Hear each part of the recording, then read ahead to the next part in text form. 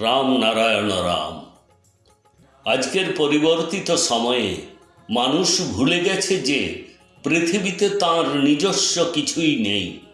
মানুষ আজ ধর্ম, বর্ণ, জাতপাত, উঁচু নিচু, ধনী দরিদ্র এসব কথা বলে থাকে। প্রকৃতি কি এই সমস্ত কিছু তৈরি করেছে? এই পৃথিবীর মানুষেরাই এই সমস্ত কিছু তৈরি করেছে। এই সমস্ত কিছু মনুষ্য নির্মিত। আমরা প্রকৃতিকে যতই ধন্যবাদ জানাই না কেন তা যথেষ্ট নয়। আমরা সবাই প্রকৃতির কারণেই রয়েছি, অন্যথায় আমাদের নিজস্ব কোনো অস্তিত্ব নেই। প্রকৃতি আমাদেরকে জীবন দিয়েছে, প্রজ্ঞা, বুদ্ধি, বিবেক সব কিছু তার কাছ থেকেই পেয়েছি। আমাদের জীবনে যা কাজই করি না কেন তা আমাদের বিবেকের কথা শুনে করা উচিত। বিবেকই আমাদেরকে ঠিক জানিয়ে দেয় কোনটা সঠিক এবং কোনটা ভুল। দিন প্রতিদিন পৃথিবীর পরিস্থিতি আরও খারাপ হচ্ছে। মানুষেরা বুঝতে পারে না যে তাদের পক্ষে কোনটি সঠিক এবং কোনটি ভুল। একজন মানুষের ধর্ম তার মনে, তার হৃদয়ে থাকে। মানুষের তাকে অনুসরণ করা উচিত। রাত্রিতে প্রতিটি মানুষের ধ্যান করা উচিত। যখন কোনো ব্যক্তি খাবার খাওয়ার পরে ঘুমোতে যায় তখন তার বিছানায় বসে ধ্যান করা উচিত। ধ্যানও এক ধরনের উপাসনা বা পূজা। যদি শিক্ষার্থীরা 1 ঘন্টা ধ্যান করার পরে 1 ঘন্টা পড়াশোনা করে তবে তা 100 বছরের পড়াশোনার সমান হবে এবং তারা সেই অধ্যয়নটি কখনোই ভুলবে না। এমনিতেই যে কোনো ব্যক্তি যদি ধ্যান করেন তবে তিনি জীবনের প্রতিটি বাধা অতিক্রম করতে শক্তি অর্জন করবে, নিজেই নিজেকে শক্তিশালী করে তুলবে।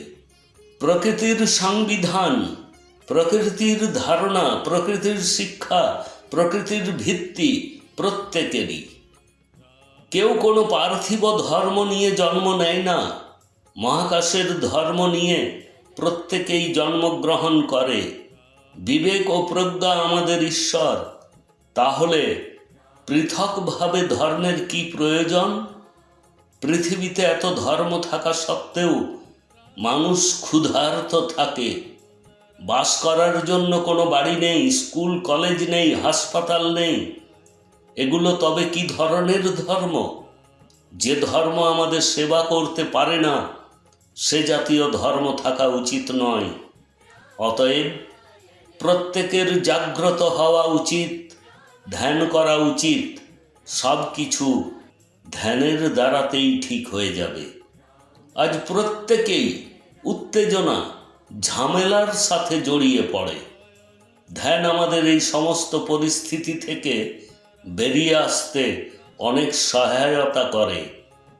যখন আমরা ধ্যান করি আমাদের মধ্যে শব্দ শক্তি উৎপন্ন হয়, আর সেটাই বিবেক, যা আমাদেরকে কোনটি সঠিক এবং কোনটি ভুল বলে দেয়। আমরা ধ্যান থেকে নতুন শক্তি, ক্ষমতা, বুদ্ধি পাই, যা আমাদের একটি চাপমুক্ত জীবন দেয়, আমাদের জীবনের লক্ষ্য নির্ধারণ করে। এই শক্তির সাহায্যে আমরা আমাদের জীবনের লক্ষ্যও দেখতে পাই, কারণ আমরা তখন আমাদের বিবেকের নির্দেশ শুনতে ও মানতে শুরু করি। প্রকৃতপক্ষে আজ আমরা সকলেই বিভ্রান্ত হয়ে পড়েছি, পথভ্রষ্ট হয়ে গেছি। আমরা কোথা থেকে এসেছি, জীবনে কি করব, জীবনের উদ্দেশ্য কি, এই সমস্ত কথা আজ আমরা কোথায় যেন হারিয়ে ফেলেছি। আজ আমরা নিজের দিকেই মনোনিবেশ করতে সক্ষম নই। আমরা এটা সুনিশ্চিত করতে পারছি না যে আমাদেরকে জীবনে কি করতে হবে। তাই সমস্ত অহেতুক কর্ম থেকে সরে এসে আপনার বিবেকের কথা শুনুন এবং ধ্যান করুন। আমাদের মহাগুরু দ্বারা প্রদত্ত বীজ মন্ত্র রামনারায়ণ রাম সকলকে জীবন দেয়। আমরা যেমন যেমন এই বীজ মন্ত্র জপ করি, তেমন তেমন আমাদের আভ্যন্তরীণ বিবেকের উদ্ভব হয়। আপনার জীবনে এই বীজ মন্ত্রটি গ্রহণ করুন এবং এর আশ্চর্যজনক ফলাফল দেখুন। আপনার মনকে জাগ্রত করুন এবং নিজের মধ্যে শক্তির সঞ্চার করুন। রামনারায়ণ রাম আপনার অভ্যন্তরেই রয়েছে, শুধু এটিকে স্মরণে রাখুন। রামনারায়ণ রাম।